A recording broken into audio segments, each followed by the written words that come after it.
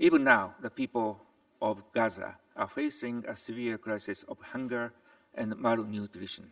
It is essential that the ceasefire be restored as soon as possible. Through this high-level conference, it is vital to reaffirm the need for a two-state solution and to place this issue back at the forefront of the political agenda. Lastly, Japan will remain actively involved in the early recovery and reconstruction of Gaza, drawing our own sad experience in recovering from World War II and numerous natural disasters in the past. We are determined to continue providing tangible and meaningful assistance to the most vulnerable. Thank you. Je remercie son Excellence Tsukasa Uemura et j'invite à présent le représentant de l'Indonésie, son Excellence Armanata Nazir, vice-ministre des Affaires étrangères de l'Indonésie, co-président du groupe de travail numéro 2, à prendre la parole. Thank you, co-chairs. Excellencies, colleagues, I thank France and the Kingdom of Saudi Arabia for convening this meeting. We have invested significant time and efforts in building towards this high-level conference. We therefore must ensure the momentum in realizing the two-state solution is maintained after the conference, including not to veto the full membership of the State of Palestine to the UN, as stated by a number of colleagues earlier. Co-chairs, Excellencies, Indonesia is honored to co-chair with Italy Working Group 2 on security. Our inclusive and transparent approach in Working Group 2 is anchored in two central objectives. First, to identify security guarantees for Israelis and Palestinians in full respect of the sovereignty of all states. And second, to identify the scope and the task of a stabilization or protection mission deployed under the aegis of the United Nations at the request of the Palestinian Authority and backed by the UN Security Council. We have received 30 submissions from member states, international organizations, and stakeholders. Based on these inputs, Indonesia and Italy have identified 4 main topics.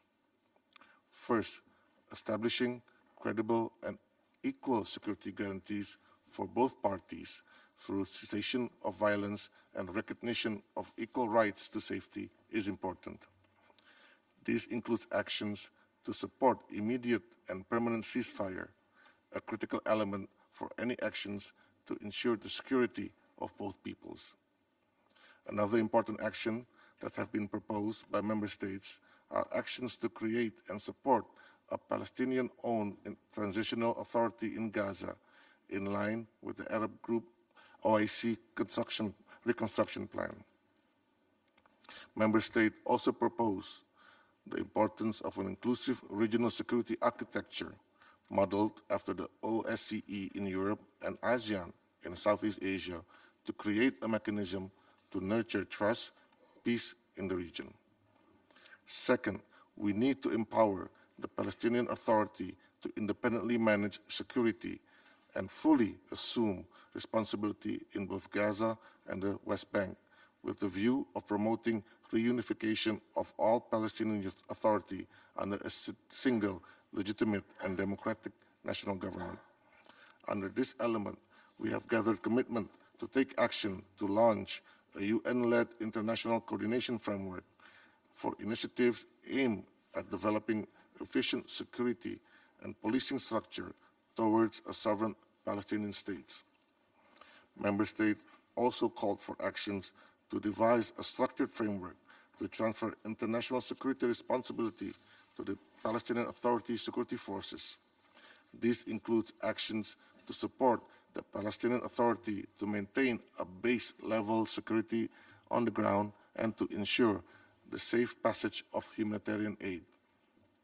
Lastly, there has been a strong consensus in restating opposition to forced displacement or changes to Gaza demographic and territorial status, as well as the rest of the OPT, including East Jerusalem.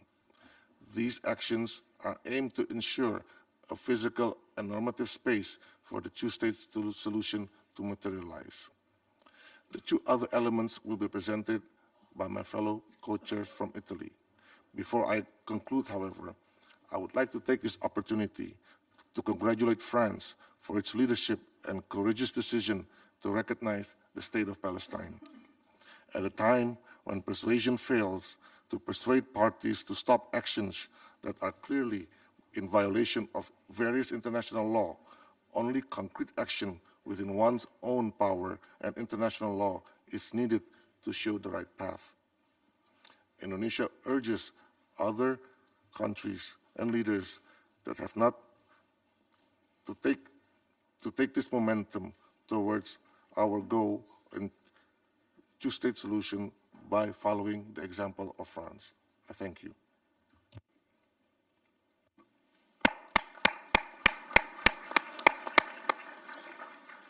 Je remercie son Excellence Armanata Nazir et j'invite la représentante de l'Italie, son Excellence Maria Tripodi, vice-ministre des Affaires étrangères et de la coopération internationale de l'Italie, coprésidente du groupe de travail numéro 2, à prendre la parole. Grazie. Thank you. Grazie Ministro, grazie al Ministro Faisal, cari colleghi.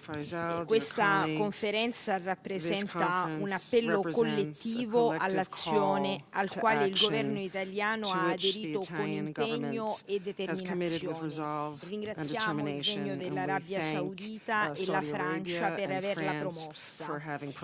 Il prosieguo delle operazioni militari e la drammatica situazione umanitaria nella striscia di Gaza, nonché il rifiuto di Hamas all'ultima proposta negoziale e l'instabilità in Cisgiordania ci impongono un compito arduo ma cruciale da portare avanti. L'Italia ha copresieduto assieme all'Indonesia il gruppo di lavoro sulla sicurezza, elemento che ritengo centrale nella prospettiva dei due Stati. Rispondere alle esigenze di sicurezza degli israeliani come dei palestinesi è il prerequisito di ogni progresso sul piano politico e il perno della stabilizzazione regionale. Voglio ringraziare tutti gli Stati membri, l'Unione Europea, la Lega Araba, la società civile, nonché l'autorità palestinese per i preziosi contributi, ben 30, che ci ha fatto pervenire al nostro gruppo di lavoro.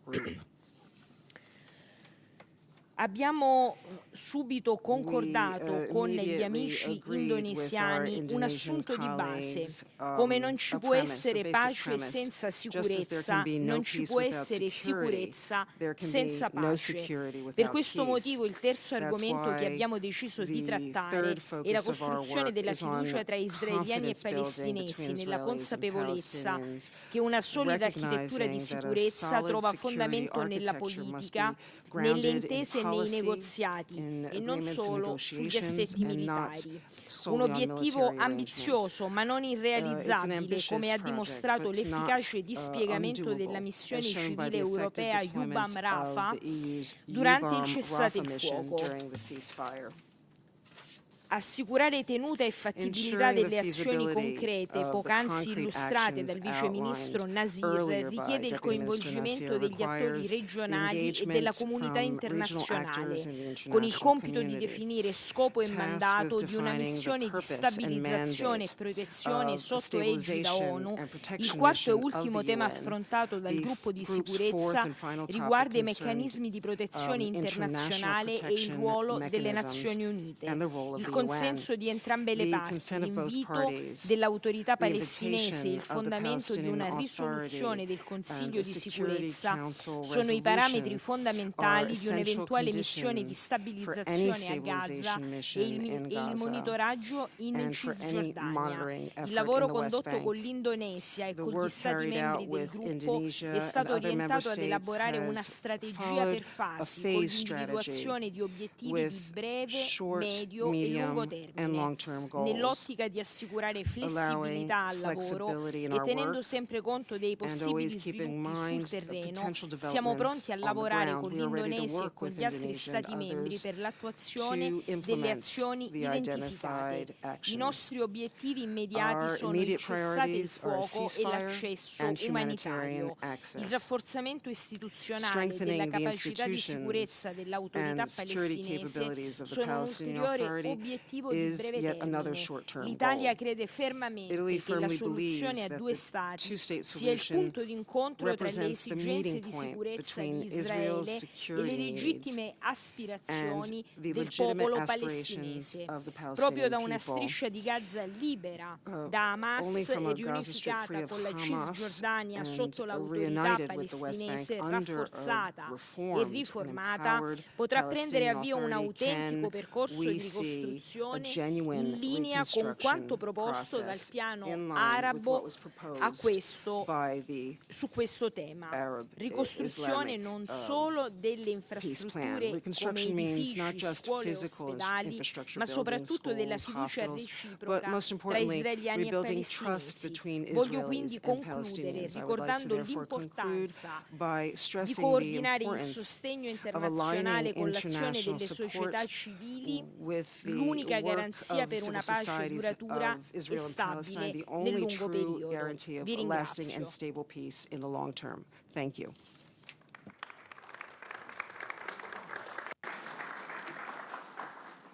Je remercie son Excellence Maria Tripodi pour son intervention. Nous avons entendu les coprésidentes et coprésidents qui devaient s'exprimer à la deuxième table ronde. J'ai maintenant l'honneur de convier l'invité de la deuxième table ronde, son Excellence M. Juan Manuel Santos Calderón, ancien président de la Colombie, lauréat du prix Nobel de la paix en 2016 et président des Sages, a prononcé le discours principal sur le thème « Instaurer la paix, règlement politique, sécurité partagée et prospérité économique au service prosperity. Excellencies, ladies and gentlemen, it is an honor to address this conference today in my capacity as chair of the elders.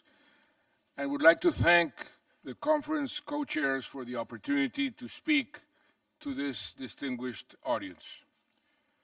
Recognition of the state of Palestine can be a transformative step towards peace at a time when the region is consumed by terrible war. I encourage the remaining UN member states who have not already done so to take this step now. I commend President Macron for announcing that France will recognize Palestine. I urge the United Kingdom, a country for which I have a special gratitude for its support of the Colombian peace agreement and as penholder in the Security Council, to join France in leading the way. I took this decision in 2018 as President of Colombia. I did so not to favor one side over the other, but to help create a level playing field, convinced then as I am now, that it is for the best in the long run, also for the Jewish people, for whom I have always expressed admiration and respect. Unfortunately, I cannot say the same for the current Israeli government. As I said at the time, just like the Palestinian people have a right to build an independent state, the people of Israel have a right to live in peace next to their neighbors. Now, it is more important than ever to achieve this, following the horrific Hamas terror attacks against Israeli civilians on 7th of October 2023, and the current government of Israel's atrocity crimes against Palestinians in Gaza that we're all witnessing today. In words and deeds, Prime Minister Netanyahu's government openly expresses its intent to prevent a Palestinian state ever coming into existence. It is pursuing a greater Israel through the destruction of Gaza, an illegal settlement expansion, and annexation of the occupied West Bank and East Jerusalem. At this crucial moment, recognition of the state of Palestine by even more countries would send a clear signal to the Israeli people that this expansionist agenda will never be accepted by the international community, and it does not serve their true interest. I urge member states to stand with the many, many Israelis who reject this dangerous path and who understand that their own security depends on the security and self-determination of Palestinians. Some will always make the argument that the time is not yet right. At this critical juncture, the case for recognition has never been more pressing. The time is now. Recognizing Palestine along pre-1967 lines can be a catalytic act towards the vision of two states with a shared future, if there is sustained political commitment to follow through on its implementation. This is about the core principles of justice and self-determination.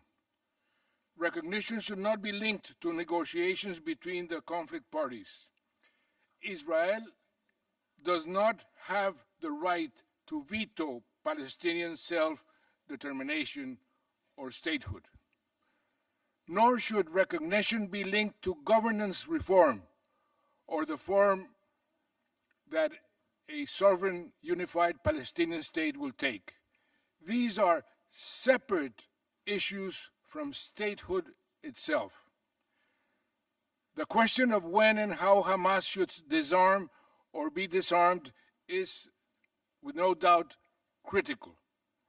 I know from my own experience of ending a more than 50-year-old war in Colombia how delicate but essential such a process can be.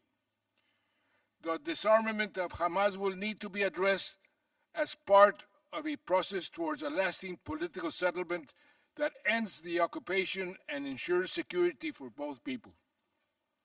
For Hamas to have any political future, it must be willing to reconcile under the umbrella of a revitalized Palestinian Liberation Organization based on fundamental commitments, including recognition of Israel along pre-1967 lines and an end to attacks against civilians. Like any other state, the state of Palestine must have full control of its own borders, territory, and security arrangements.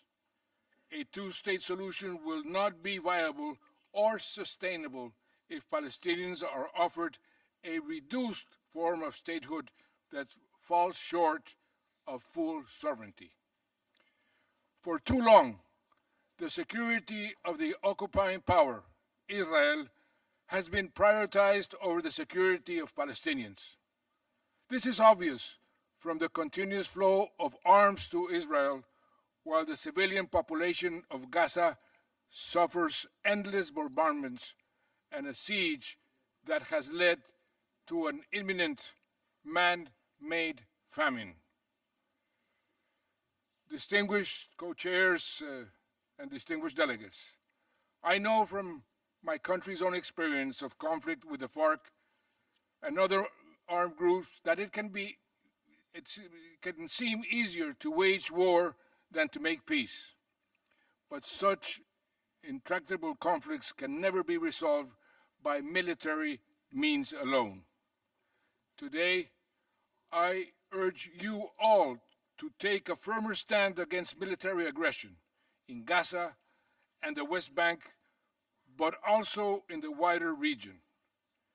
The situation remains extremely fragile following the military strikes against Iran by Israel and the USA, which deliberately derailed progress towards a political solution to the Iran nuclear threat and led to a dangerous escalation.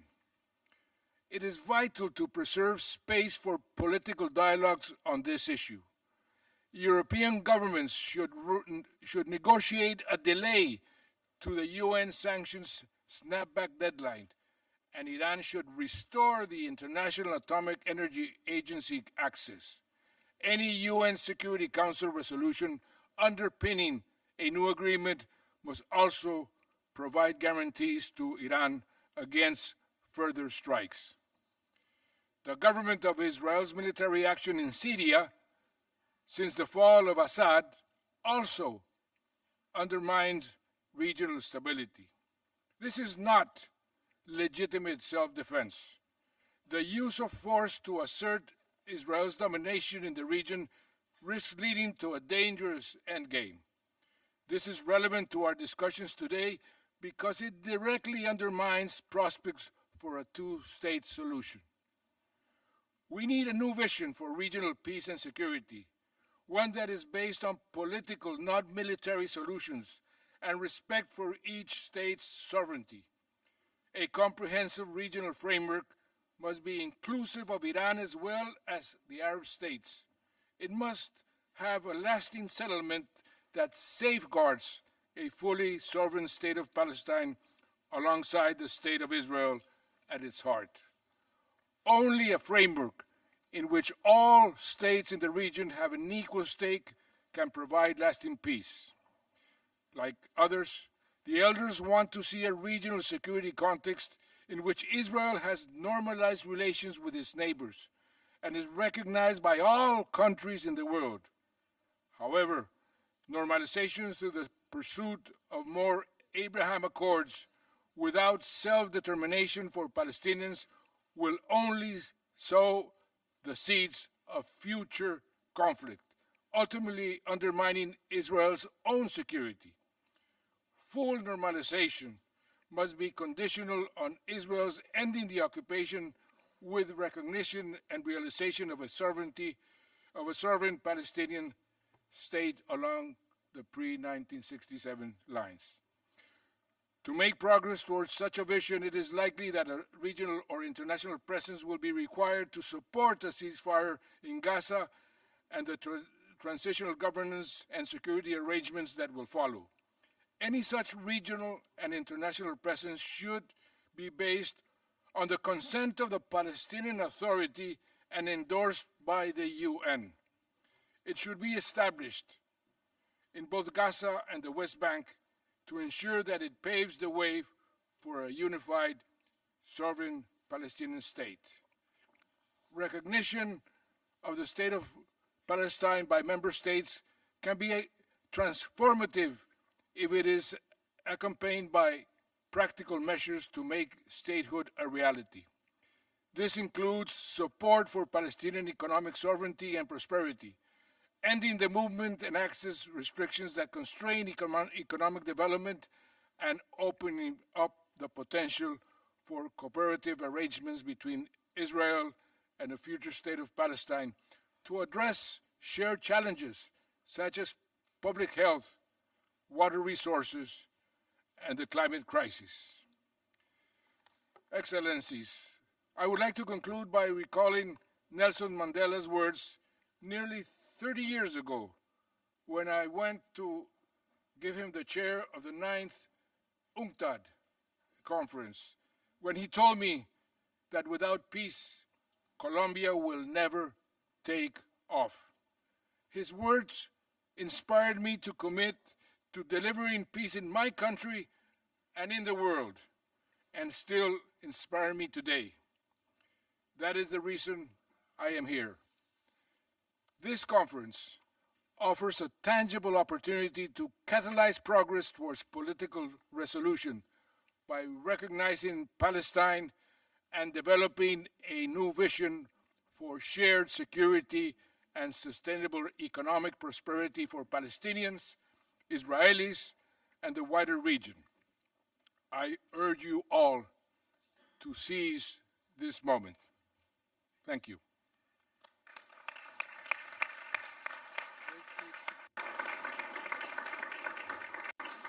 Je remercie Son Excellence Monsieur Juan Manuel Santos Calderon. Merci.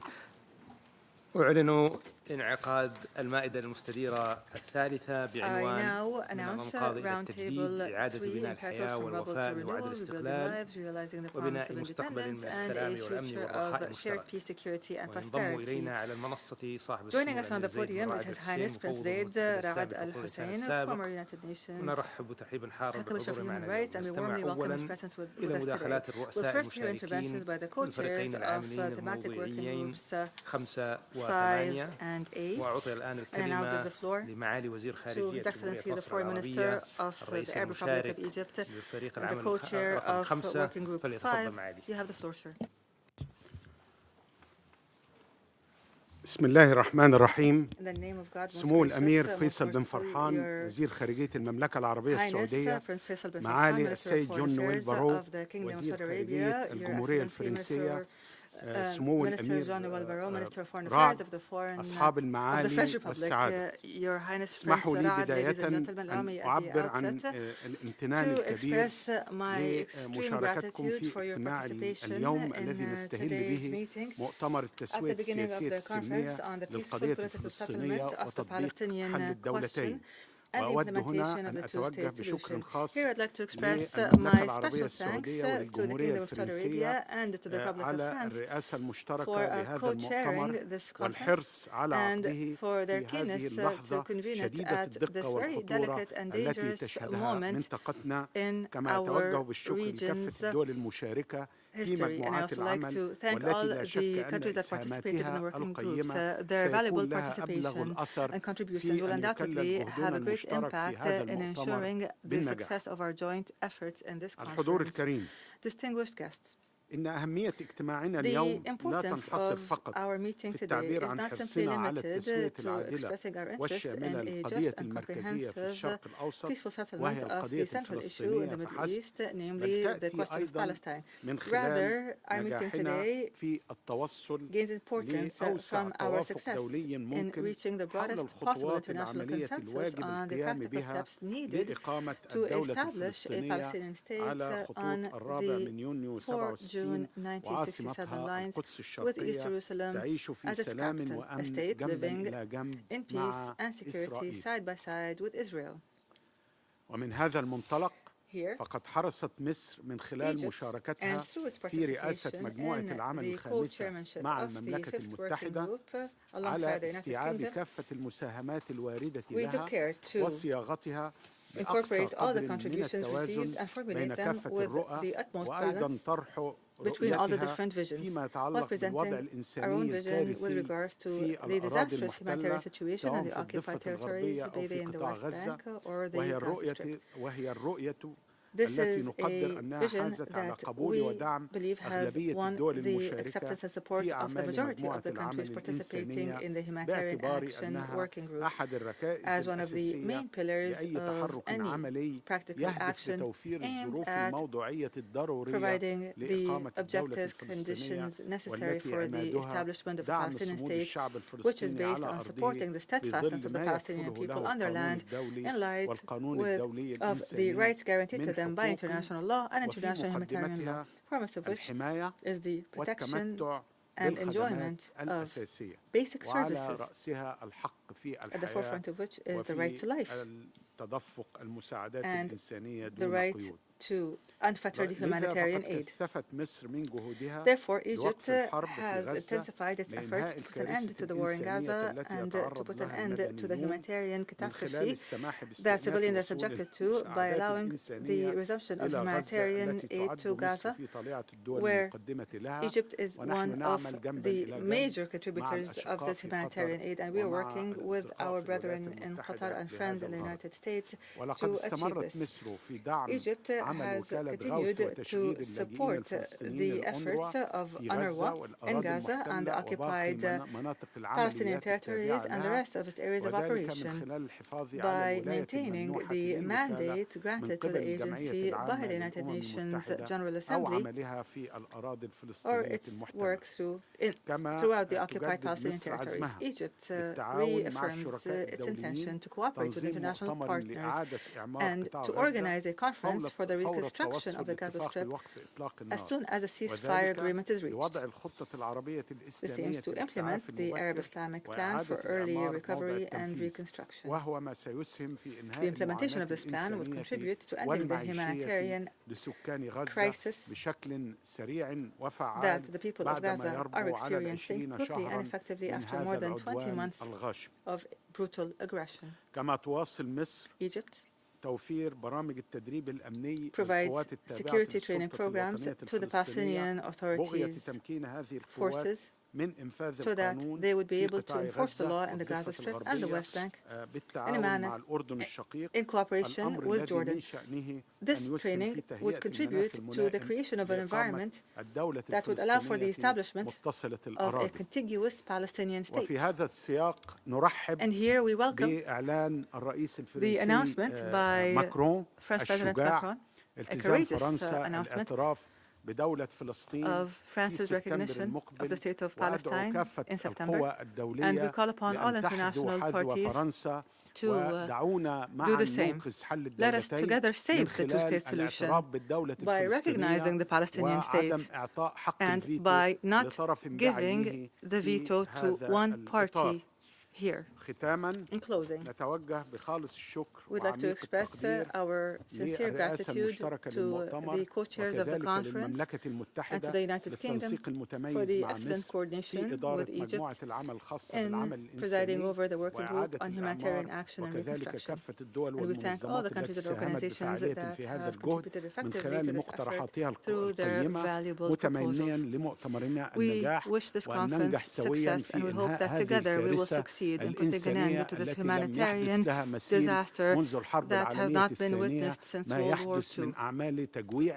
The starvation and the systemic killing, the use of hunger as a weapon of war, of collective punishment, and a blatant violation of international law and international humanitarian law. I thank you.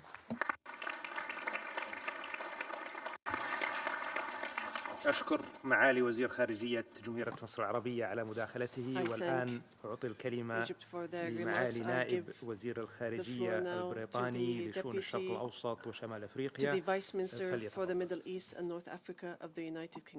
Thank you, Your Highness. The United Kingdom was honoured to co-chair the working group on humanitarian action and reconstruction with our esteemed friends in Egypt. We're grateful to all those who contributed. Our discussions reflected a shared sense of outrage at the scale of human suffering. The humanitarian pause in fighting is essential, but long overdue. This must be kept in place and lead to a lasting ceasefire that brings the war to an end, allows hostages to be freed, and ensures aid can get into Gaza without obstruction. The working group heard a clear message that Israel must uphold international humanitarian law, protect civilians, and stop obstructing aid. It clearly rejected the misuse of aid for military or political ends and any attempts at demographic or territorial change. The United Nations must be allowed to save lives, to reduce suffering, and preserve dignity. There was strong support amongst the group for UNRWA, which faces a $200 million shortfall. The UK is acting to alleviate suffering. The Foreign Secretary has announced an additional $54 million in humanitarian assistance, including 27 million for UNRWA. We're working with international partners to fund joint aid projects, ensuring that assistance reaches those in the most desperate need. Contributors to the group also affirm their commitment to secure a better future for Israelis and Palestinians alike. We want to see meaningful steps towards a viable, independent Palestinian state alongside a safe and secure Israel. Beyond the immediate humanitarian crisis, Gaza's recovery needs will be vast. Getting the right approach will be crucial to ensure a two-state solution remains possible. And so the UK is mobilising support for the Arab-Islamic Reconstruction Plan, building consensus on the security and governance needed for its implementation. Many in the working group echoed our view, and that of President Abbas, that Hamas must be removed from governance, disarmed, and renounce violence. We are committed to inclusive governance in Gaza, led by Palestinians, and we will expand technical assistance to the Palestinian Authority to support recovery and reconstruction. Meanwhile, we stand ready to coordinate international donor support and harness the power of the private sector. This includes co-chairing a conference with the PA and Egypt in October on innovative financing. Before concluding, I'd like to add that the UK reads the conference's outcome document in a way that is consistent with our own findings on compliance with international humanitarian law. As we look to the future, this is the moment for us to unite around an alternative plan for Gaza and take urgent and tangible steps towards a two-state solution. Thank you. I thank His Excellency, the representative of the United Kingdom. أعطي الكلمة الآن لممثلة الاتحاد الأوروبي. I give the floor now to the representative of the European Union, the European Commissioner for the Mediterranean and the co-chair of Work Group 8.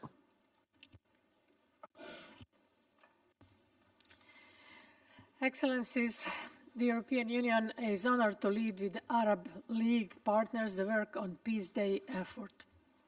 By working together on this vision for the day after, we lay the ground for it to become a reality. In my capacity as co-chair representing the European Union, I will now report on the numerous contributions received and the working group conclusions with 3 important measures that gathered positive feedback. And I will try to be concrete. First, there is a clear need for a phased, conditional and multidimensional actionable peace-supporting package. This package would be rolled out immediately after an agreement on a negotiated two-state solution by the parties grounded in international law. Support to the Palestinian Authority is key. The European Union is already the largest assistance provider for the Palestinian Authority. I myself recently approved a 1.6 billion euro support package for 2025 to 2027 linked to structural reforms. We offered concrete ideas to elaborate our long-standing offer to provide an unprecedented package of political, security and economic support for both parties. I'm currently working up to set up a Palestinian donor group. This donors group should serve as a forum to support the Palestinian Authority's reform agenda, a place where donors can follow the reforms carried out and exchange views on how best to support the Palestinian Authority, as well as pledge their financial support. It will also serve as a concrete instrument to facilitate discussions on the recovery and reconstruction of Gaza. Second, we need to develop a regional security architecture for the Middle East. All necessary security guarantees will have to be provided to the parties. These will have to take into account sovereignty as well as the legitimate security concerns of Israel that cannot and must not be ignored. The full respect by all actors of international law is a must, including international humanitarian law and international human rights law. I also want to underline that many member states have mentioned the possibility of OSCE inspired regional security model or other regional integration initiatives. And third, this conference must mandate a follow-up mechanism to implement its agenda. The Global Alliance for the Implementation of the Two-State Solution stands out as an existing mechanism open to all and fit for purpose. It already includes more than 100 states and international organizations. The European Union and the League of Arab States are encouraging all states to actively take part in this alliance. It appears best suited to take forward the important work initiated in the 8 working groups. Excellencies, once again, in my capacity as representative of the European Union, I must reiterate the Union's unwavering support and commitment both to peace and to And unfortunately, when I am on the street, I don't have an identity. No matter what passport I carry, I can be taken and be kidnapped. So I am standing with everyone asking that Trump must go now, and the fast state, that is not what brought me to America. I was about freedom, about life, and about liberty. Now I am in hiding. I cannot openly preach the gospel, and they deter the gospel to make it mean what they want. We need the gospel to mean something else, to mean freedom for all, to mean food for all, to mean healthcare for all. This is not what we see, and we need that to change, and to change it now. Can you say your name again? Can you say your name again? Nathaniel. Last name? Nathaniel St. Pierre. St. James in the Bronx. St. James in the Bronx. Right. All right, everybody get your whistles out. Get your whistles out. Get your noisemakers out. Get your pots and pans out. All right. Okay. 1, 2, 3, go!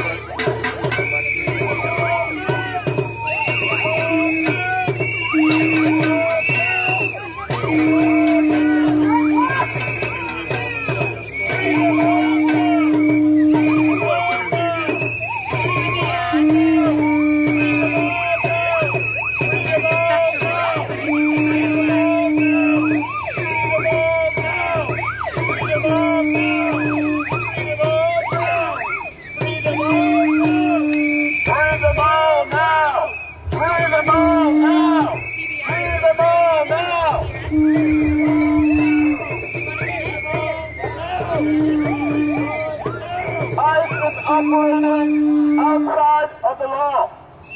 What they are doing is not normal. If you are not involved in fighting them, you are complicit. Our brown neighbors are being hunted like animals on our streets. This is not America. I came from this country in 1988. I became a naturalized American, not to witness this, and said on the side, quietly hoping it goes away. This will not go away unless all of us get involved. This is not the America the forefathers wanted. Why are our democratic leaders not here, knocking on the door of this building every day, demanding this stops? This is not America. This is not normal, folks. And it involves all of us deciding to do one more thing you were doing last year. If you've never been involved politically, we're not demanding that you take the lead, but you do one more thing that you were doing last year when this was not happening on the streets of our city. This is not America. This is not the America we all want for our children. But it will not stop until all get involved. Voting will not take this away, folks. I will vote blue, but I'm not disillusioned. If my leaders of the Blue Party don't have the courage to stand up and defend our neighbors being abducted by hooligans wearing masks, not identifying themselves, violating all of our civil rights. Wake up, people! This is not going away in 10 months. Yes, vote blue, but do more. Call your representatives. Get angry with them. They should be on the streets. They should be knocking on the door of this building every day and demanding these actions stop on our streets. Family members are being abducted. They're being sent here on appointments from the federal government, and on their way out, they're being taken away and disappeared. Families don't know where their loved ones are. Mothers, fathers, cousins, uncles, children. It involves all of us, folks. This is not America. This is not the America I signed up for. And neither are any of you. But it will keep going like this unless you wake up and do something about it. So get off your couches, pick up your phone, write emails, and start talking to your friends that this is not America. And this is not the America you want from your kids.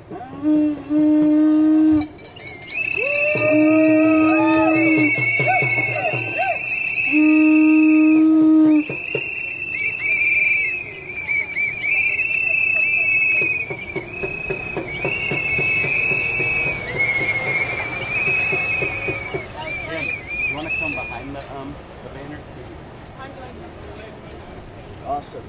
I love their ass. I'm going after Congress. Good afternoon.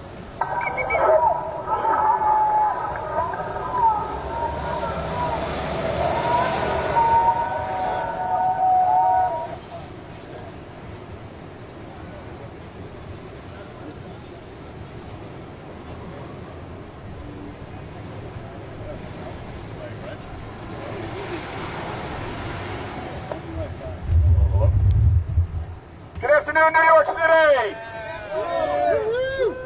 My name is Jim Keedy. I came across the river today from the great state of New Jersey to stand here in solidarity with all of you. Another Jersey person, all right. I'm a former councilman in the city of Asbury Park, New Jersey, a former congressional candidate, New Jersey's 4th Congressional District. I have been a long-time grassroots organizer and activist on a range of social justice issues. I have worked in refugee camps. I have helped organize people in slums here in the United States and in countries around the world. I have taken on political bullies. For those of you who are a little older, if you remember when Governor Christie screamed at that guy to sit down and shut up, that was me. And I can tell you this, given my near 3 decades of experience in doing this work, I can tell you that this moment that we find ourselves in with the Trump fascist regime in power is unlike anything we have ever seen before in these United States of America. We are watching ICE being deployed as a Gestapo force, heading into neighborhoods, not doing what Trump said he was going to do, to go after the bad guys. I don't think there's anyone here that would say that we shouldn't have criminals off the streets. But the overwhelming majority of people that are being taken are not criminals. Their immigration status is a civil matter, and yet they are being picked up by masked mobs, thrown into unmarked vans, not given due process, being denied bonds, being put into places where their families don't know where they are. All of this stands in complete contrast to the protections that are given every person who stands within the bounds of the United States of America by the Constitution of our nation. And it is imperative for all citizens that when we find our government to be acting in ways that are contrary to the Constitution, acting in ways that any person with common sense and a heart would say are tyrannical, it then becomes the civic duty of each and every citizen to stand up, to jam up the gears of government, to throw ourselves on that machine and jam those gears until that machine can work no more. Until Donald Trump and his fascist cronies will find it in their own wisdom to step down from power, because we, the people of the United States, will not stand for fascism in America.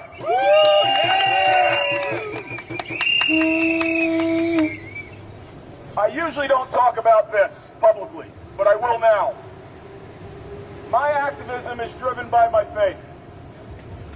I went to Catholic school for 18 years. I've got a graduate degree in theology from St. John's University here in New York City, where I focused on pastoral theology and social ethics. I was a high school religion teacher here in New York City at St. Francis Prep in Queens, and in 2 schools in New Jersey, St. John Vianney and St. Rose High School. I still coach at my all-boys Catholic alma mater, Christian Brothers Academy. And if I were in a classroom today with my students, and I were talking about the radical itinerant preacher from Galilee, Jesus of Nazareth, who said, and I'm paraphrasing a bit, the way that we treat the least of those among us, or the way that we're treating him. So I am calling out to every Christian in the United States, as a Christian theologian, to check your conscience. Because in every immigrant that you might be screaming to get deported, to get locked up, to get them and their families out of here, I see the Holy Family. I see Jesus himself, the poor itinerant preacher from Galilee who so radically challenged the machinations of power that they disappeared him one night. They set up a fake trial. They charged him with fake charges. And then they hung him on a dump outside of the city between 2 criminals, as an example.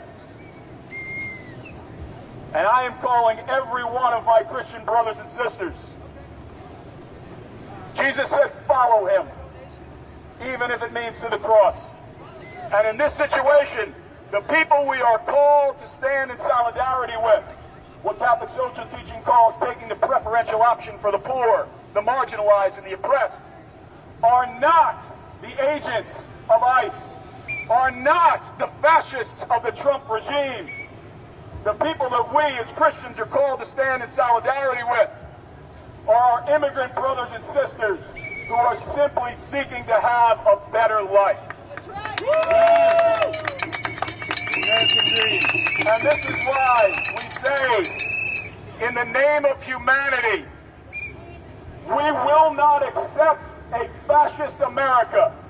The Trump fascist regime must go now!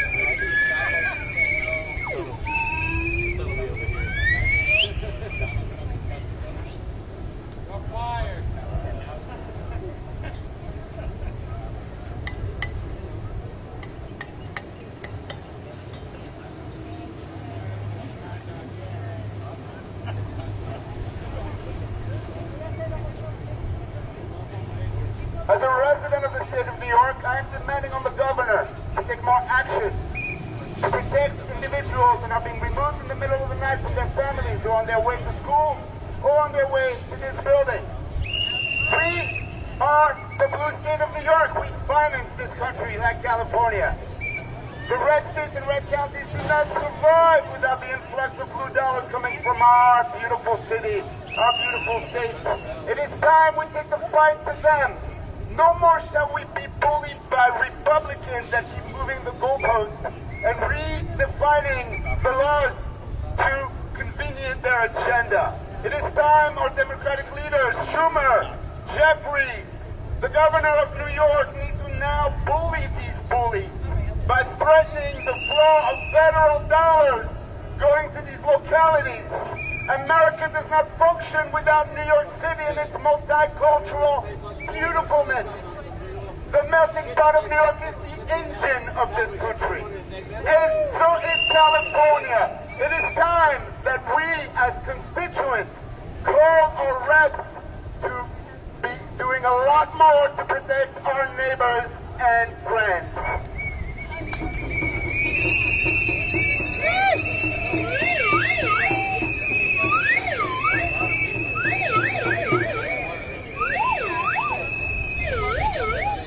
Deportations, we say no. Deportations, we say no. Now's the time for Trump to go. Now's the time for Trump to go. Deportations, we say